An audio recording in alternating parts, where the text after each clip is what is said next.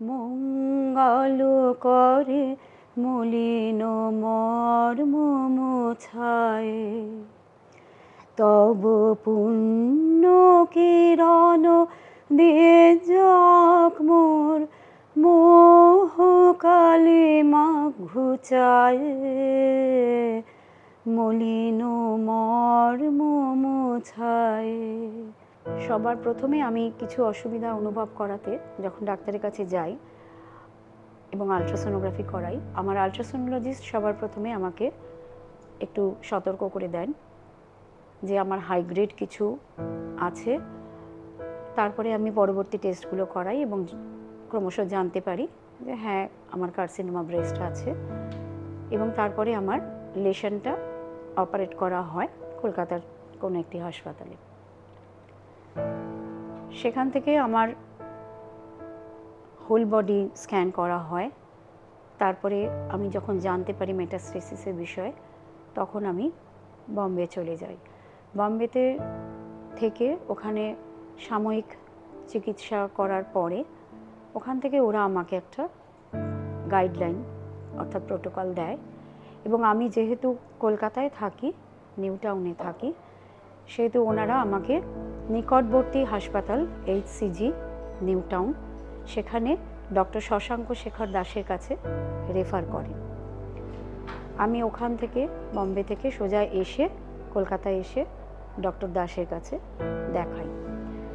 Test চলাকালীন যখন MRI রিপোর্টটা আসে, সেই MRI রিপোর্ট অনুযায়ী আমি জানতে পারি যে আমার পুরো ট্রিটমেন্টটা কিউরেটিভ ইন্টেন্ট থেকে it will turn to palliative intent. ওই দিনটা আমার কাছে সত্যি একটু শকিং ছিল। ডাক্তারি পরিভাষায় আমার অসুখের নাম কার্সিনোমা ব্রেস্ট উইথ মেটাস্টেসিস। নির্মল করো মঙ্গল করে মলিন মর্ম মোছায়। তারপর যখন আমি ক্রমশ জানতে পারলাম যে আমার হরমোনাল ট্রিটমেন্ট হবে এবং হরমোনাল ট্রিটমেন্ট করে বহু মানুষ এখন ভালো আছেন, তারপর আমি ক্রমাগত হরমোনাল ট্রিটমেন্টই স্টার্ট হলো আমার। তারপর থেকে আমার যা অভিজ্ঞতা যে বেশ আছি এখনো পর্যন্ত, অসুবিধে কিছু হচ্ছে না। ছোটোখাটো দু একটা অসুবিধা হয়, ডাক্তারকে বলি, সেই অনুযায়ী উনি আবার আমার ট্রিটমেন্ট করেন।